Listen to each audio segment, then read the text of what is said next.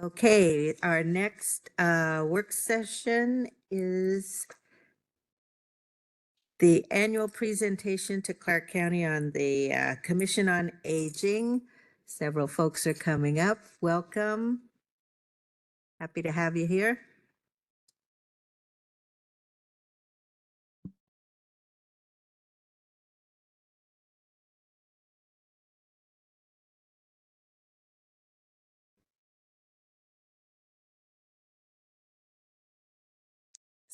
Hello, you can just get started.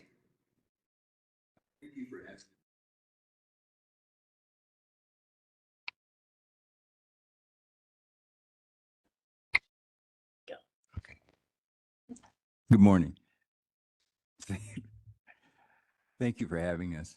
My name is Franklin Johnson. I'm the chair of the Clark County Commission on Aging. I have here with me Cass Friedland, who has been a past chair and vice chair.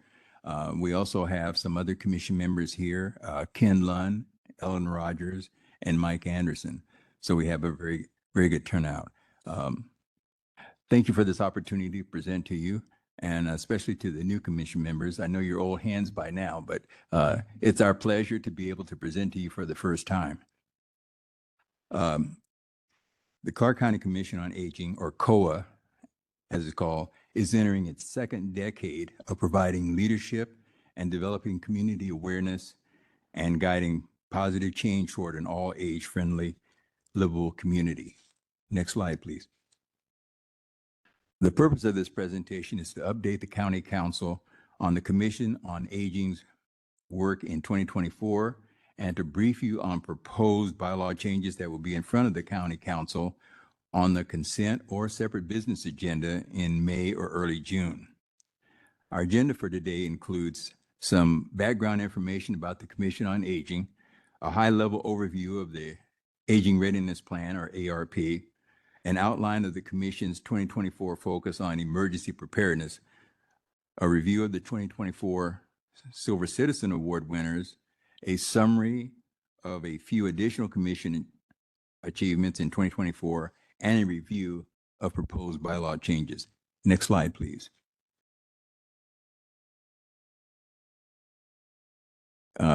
Next slide again.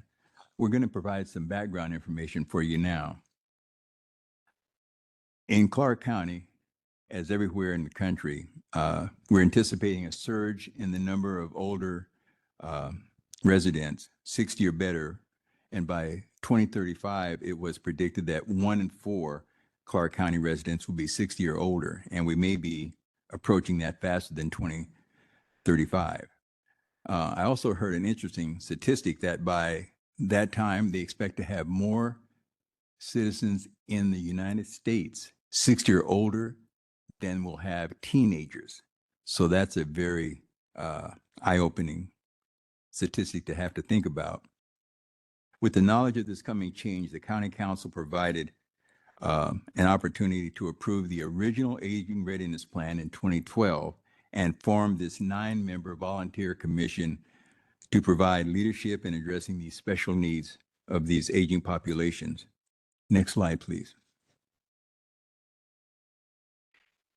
The Aging Readiness Plan is a long-range planning document that assesses the county's readiness to serve as a home for a growing number of older residents.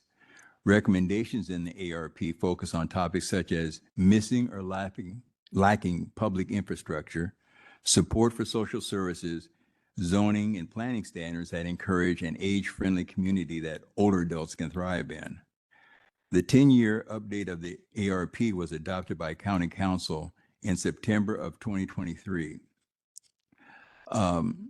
One of the real driving factors behind this update was coming out of the pandemic, which probably seems a little bit old hat by now, but it was a very impactful dynamic here in the county. We found out that a lot of services that are provided to seniors were interrupted by this restrictions of the pandemic. And so a lot of the service providers had to shift and come up with creative and new strategies to be able to deliver those services.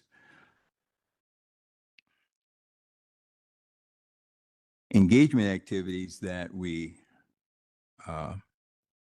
engaged in the effort to update this aging readiness plan included a survey of older adults, focus group meetings with service providers and agencies, online input opportunities, and 3 public workshops that we conducted to evaluate existing strategies, brainstorm ideas for new strategies, and prioritize the strategies for improvements in the community. Next slide, please. In 2024, the Commission was honored to receive the Governor's Smart Communities Awards from the Washington State Department of Commerce. And the Governor's Smart Communities Award highlight effective implementation of the state's Growth Management Act and other local or regional planning procedures. The plan received the Judge's Merit Award, which recognizes success in more than one judge category. And of course, we have to, again, express our appreciation to this council for providing funds to provide for a consultant to help us update that aging readiness plan. So thank you again for that. We really appreciate it. Next slide, please. And Cass? And I think that's me. So the Aging Readiness Plan includes 18 goals that are implemented through 67 strategies. And these strategies are intended to improve the community's capacity to support its growing older population and ultimately benefit all ages. We have several components. We have the Healthy Communities chapter that describes the current opportunities in Clark County for older adults to access healthy food, parks and recreation, and goods and services. It also sets out goals for improving access to each of these resources. We have a housing chapter that provides strategies to address the various housing needs of the aging community, such as multi-generational living options and affordable units. It also supports construction that enables people to age in place, which generally means staying in their own home or community if their abilities change. The mobility chapter includes strategies based on the transportation and mobility of older adults, and it outlines ways that older adults tend to travel and areas that could use improvements such as public transit, ADA accessibility, and others. The civic involvement chapter involves strategies based on increasing civic involvement opportunities for older adults. This includes expanding engagement in volunteer opportunities such as attending community events, participating in local government, or participating in advocacy work. And boy, are aging adults looking for opportunities to volunteer and contribute to communities. The final chapter is on emergency preparedness, which was the focus of the Commission on Aging's work in 2024. Next slide, please. The emergency preparedness chapter provides strategies that outline how older adults could be affected by natural and human-caused hazards and other ways the county can improve the health and safety of older adults.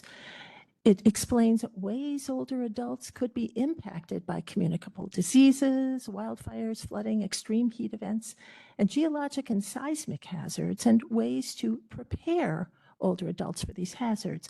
And as mentioned earlier, the Aging Readiness Plan implementation efforts in 2024 focused on emergency preparedness. And the strategies that were chosen by the Commission members to highlight included developing older adult specific alerts and communication channels, hugely important, and encouraging neighborhood associations and homeowner associations to work with CRESA to educate community members about emergency preparedness and implementing local programs. Next slide, please. The Commission dedicated 8 monthly meetings to increase awareness about what emergency preparedness is and what it could look like on a personal, neighborhood, community, and regional level. The Commission invited experts from CRESA, Clark County's Regional Emergency Services Agency, to share their Prepare in a Year plan for disaster. And the topics of discussion started with personal plans for creating an emergency kit and plan, and expanded to emergency planning with your neighborhood and your community. Next slide, please. Commission members learned many important lessons, including how to assemble go bags and how to create robust communication networks with people both living near us and far away in the area. CRESA staff also highlighted some of the challenges aging adults may experience and pinpointed solutions for some of these challenges. And commission members were surprised to learn that only about 100 emergency response personnel are on active duty every day to serve the entirety of Clark County. And so, in the event of a local or regional emergency, we have to be able to take care of ourselves for an indeterminate amount of time. And that's a really, really, really scary thing for many aging adults, the thought of not having someone being able to come and support them in a time of emergency. Next slide, please. With each monthly presentation, we began to understand that as emergencies unfold, we need to keep a positive mindset and focus on what will happen next. Our ability to remain safe dramatically increases with careful pre-planning, which includes problem-solving individual challenges. Especially significant was an increased recognition of the fear aging adults may have about potential emergency disaster situations and the importance of outlining strategic elements of an individualized communication plan. And again, individualized is a really important component here. There's no sort of broad blanket. Every person has to think about their needs and who they have in their communication network. So it's incredibly complicated. It also helped bridge dialogues around difficult issues, such as how to problem solve mobility concerns, such as navigating stairways, the reliance on assisted transportation, and identifying socially isolated community members. Next slide, please. The CRESA COA partnership, including discussions with community members attending monthly COA meetings, underscored the need to post information and resources specifically for aging adults directly to the CRESA site. And so we invite you to visit cresa.911.org and search for seniors, which will lead you to this new information. So it was actually very exciting in this last year, is that it unearthed this need for these resources to be put together specifically with aging adults in mind, and so that now has been placed on the CRESA site. Next slide, please. In addition to the focus on emergency preparedness, the Commission on Aging presented its annual Silver Citizen Award. And to encourage and support older adults for their contributions, the Clark County Commission on Aging established the Silver Citizen Program to recognize older adults who go above and beyond in service. The award recognizes the valuable contributions older adults make to the vitality of the community and is open to any resident 60 years or better who has enhanced the community through their life's work, encouragement of others, volunteerism, or other impactful acts of service to the community for any age group. And the co-winners of the 2024 awards were Bev Jones and Larry Smith. And Bev is a nurse in Battleground, a Battleground resident, who served the community professionally for 43 years as a nurse. She's active in so many organizations, including the Lions Club, North Clark County Community Food Bank, and Battleground Education Foundation, to name a few. And Larry is a Vancouver resident that served as a county councilor, mayor pro tem, and as a Commission on Aging member. He's also involved in so many organizations and co-founded CMAC, the Community Military Appreciation Committee. Next slide, please. Some of the other work that the commission has done included giving staff presentations at several of the local community meetings in 2024. We've had presentations at all of the cities in Clark County, and we've had really good feedback on that. Commission members have also provided a presence at meetings for the Public Health Advisory Council, the Aging and Development Resource Network, ADRN, and the Area Agency on Aging and Disabilities of Southwest Washington Advisory Council. We've also co-sponsored a county council proclamation for National Caregivers Month. And we've been fortunate enough to be able to establish partnerships with ADSWA, Public Health, and the Area Agency on Aging and Disabilities.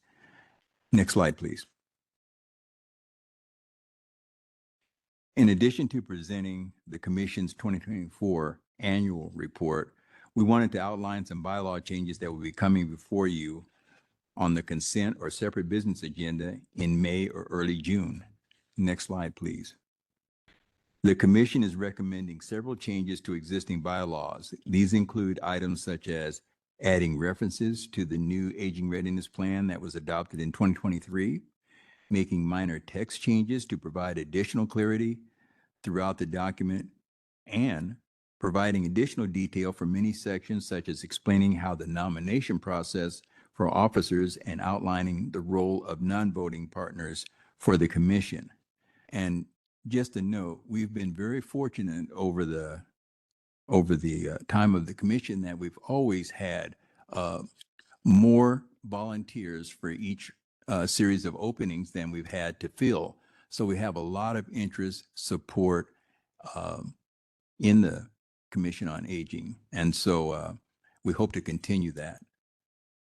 Next slide, please. As outlined in Article 13 of the Commission bylaws, most of the proposed changes could be approved by the Commission on Aging. However, there is one minor error in the powers and duties section of the Article 3 that requires county council approval. This is because of the powers and duties were granted by the county council to COA in 2012 when the commission was established. The Commission on Aging unanimously voted to recommend approval of the proposed changes on March 19th, 2025 to the county council. Following this work session, staff will be submitting the bylaw changes through the council consent or separate business approval process. This is also a chance for the commission to keep the county council apprised of our work, including updates to the existing bylaws. Last slide, please.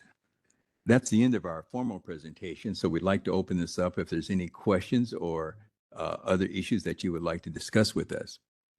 Great, thank you very much. And I just want to extend really a heartfelt thanks for all the work that you do. You're a tremendous resource. You really expand the county's ability to serve the public. So, and getting awards from the governor on top of all of that, it's you've done remarkable work. So thank you for that. Are there any? I see Councillor Young's hand is up. So go ahead. Yeah, thank you, Chair. I wanted to echo Chair Marshall's comments. I really appreciate all the work that you do, and especially when it comes to advising the council, you are providing a perspective that I cannot possibly have, given my age. So I appreciate all of the work that you do. One of the things that I was curious about is if the commission had done any work on helping people navigate the changes that we're experiencing in technology. So it's becoming there's a lot of things that are becoming nearly, if not impossible to do in a way that we have always done them. Now they're applying for a job now, many employers won't accept a paper application. You got to do it on paper. Electric cars coming up, and all of the electronic components and configurations that you have to deal with. Have you done any work on seeing how you can help seniors navigate some of these technology changes so that they can still access all the things they need to, especially given, like with electric cars, for example, eventually we're headed to a point where it'll be difficult to purchase a gas powered car. So just curious if you had put any thought or work into that. Thank you for that question. Yes, we have. That's on our agenda to look at. One of the things that was really critical to us during the COVID period was the technology support that we got from our support staff, and that we're able to keep meeting remotely. And we've talked about how the impacts of the COVID really created a lot of isolation. So we're looking at how we can propose something that makes sense. Should it be a really low cost, streamlined internet providing services that gives them minimum access so that they can receive alerts and notices or whatever? So I would expect that we would be coming forward in the future with some specific proposal and recommendation. So thank you for that. Great. Thank you. Appreciate all your work. Thank you. That just makes me think of just access to broadband and being able to get on the internet. I think we're working on that. The wheels are turning slower than we might like, but Yeah. I think it's being addressed. Councilor Little, please go ahead. Yeah, thank you for this information and congrats on the governor's award. You had mentioned in speaking to that there is some interactions with the comp plan through your recommendations, and I just wondered if you could mention a little bit of that so I could learn more about how the comp plan addresses some of your needs. Can you clarify that? The comprehensive growth plan, I think that was mentioned, that there's some interaction with your groups. Hello, my name is Susan Ellinger. I'm with Community Planning. So the comp plan and the aging readiness plan, the aging readiness plan is a supporting plan for the comprehensive plan. And there are some mentions of the same types of strategies that are in the aging readiness plan are also in the comprehensive plan. And so we did take the existing comprehensive plan into account when the aging readiness plan was being updated. And we as staff are reviewing the different chapters of the comprehensive plan, and as updates are suggested, we're reviewing those with the aging readiness plan in mind. Okay, thanks. I was just wondering if there are any concrete examples, you know, about mobility, accessibility, anything, or to come back to us with some of that. I'm just curious what the interactions are. And I can send you the aging readiness plan too, because it was a very well long-term process there was a lot of engagement on that. We can send you the report. It's on our website as well. Okay, thank you. Oh, housing. Yeah, and we can send you maybe some links between the two. Yeah, the aging readiness plan covers mobility and housing and emergency preparedness, as we've discussed. So yeah, we could send you a link of those or a description of those linkages. Yeah, thank you. Go ahead, Councilor Fuentes. Councilor Belcott was first. Councilor Belcott. Thank you, Chair. I just wanted to say thank you for all the great work that you do. I run into Cass periodically at different events around my district. I was wondering if you ever looked into maybe communicating some of the information in the Messenger newspaper that circulates around the retirement communities. I think I talked to you both about that. Yes, we have. We are currently looking at a communications plan that will involve getting some information out to news outlets and also some handouts that we can start circulating through some of the services like Meals on Wheels and so forth to let the senior population know about the Commission on Aging, the work we're doing, and also alert them to when we're having our monthly meetings. Great. Thank you so much. And it was such an honor to present that award to you, the governor. Thank you for all that you both do. I appreciate you. And congratulations on the one that you've won also. Thank you. Thanks. Councilor Fuentes. Thank you. One of the ARP chapters is housing. Would you be able to speak a little bit about the work that's being done to identify the housing needs for senior citizens? We just had a focus on housing in our last monthly meeting, and we talked about some of the creative ways that they can look at modifying or changing zoning and building requirements to accelerate the construction of homes that would, facilitate seniors or those with mobility challenges. We're continuing to do some work on that. We've talked to some developers in the community. We've talked to some people that have worked in housing for the county and for the city. And so we're just on the precipice of looking at what we can do to further that kind of effort. Thank you. As you come up with any specifics, please share that with us, or any needs that you might have, or policy issues. I know there's a lot of uncertainty at the national level, so if there's a way that this council can help advocate for the needs of the elder population, that would be great. I think that housing affordability and transportation are a couple of really important nexus with the comp plan update.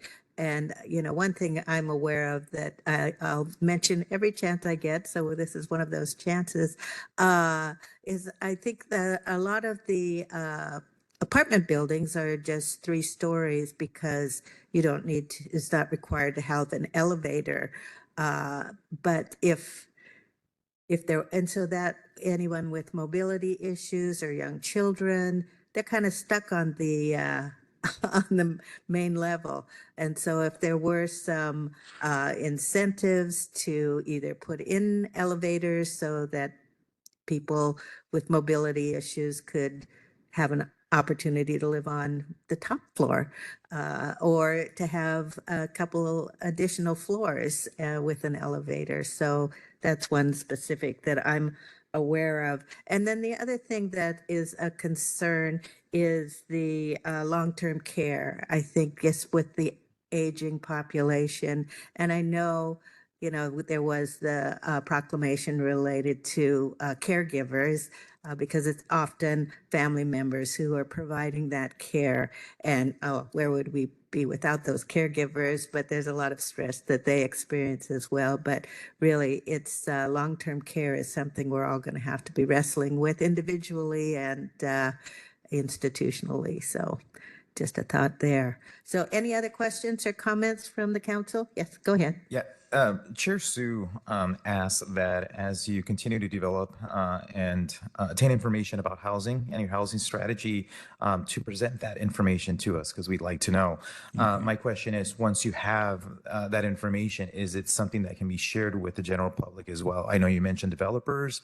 I'm one of those, and we're in the process, the organization that I work in, of building an intentional housing apartment complex that includes senior housing. So I'd like to access that information so that we can make informed decisions that meets the needs of the aging population. Thank you. We will be following up and coming back to you with that. Thank you. Can I also just add? Oh, absolutely.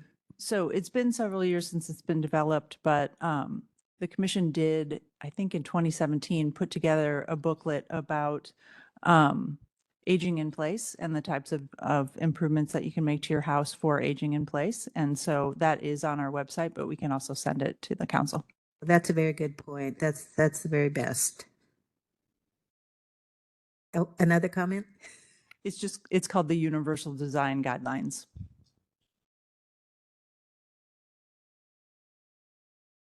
Okay, any final comments from the council or the panel? I'd just like to point out, you had mentioned the issues about caregivers and so forth. One of the things that we're preparing to discuss with the Public Health Advisory Council is how we can stimulate interest in health-related careers and start, you know, making some outreach into the education community, and especially with our high schools, middle schools, start exposing kids. We're looking at how we can marry youngsters with seniors and increase that awareness of the impacts for like their parents, grandparents, and so forth, and maybe try and breed some interest into following in the professions that would support those things going forward. Great, that's a great idea. Thank you. I know there's not enough people that are entering those fields. So, and I really appreciate how you're connecting with various entities in the community to expand your influence and gather information. So thanks so much. Pleasure to have you here. And I think that concludes our work session, and we'll adjourn till this afternoon for council time. Thank you very much. Thank you.